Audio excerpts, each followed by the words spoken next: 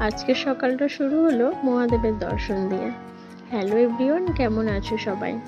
আজকে ছিল শ্রাবণ মাসের প্রথম সোমবার, তার জন্যই আমি একটু মন্দিরে পুজো দিতে যাব। তার ভিডিওই তোমাদের সাথে শেয়ার করছি। হালকা করে একটু সাজুগুজু করে নিলাম, আর তারপর বেরিয়ে পড়লাম মন্দিরে। দেখো, আজকের এই লুকটা ক্রিয়েট করেছি আমি নিজের উপর। একদম সিম্পল একটা লুক। আমি মন্দিরে চলে এসেছি।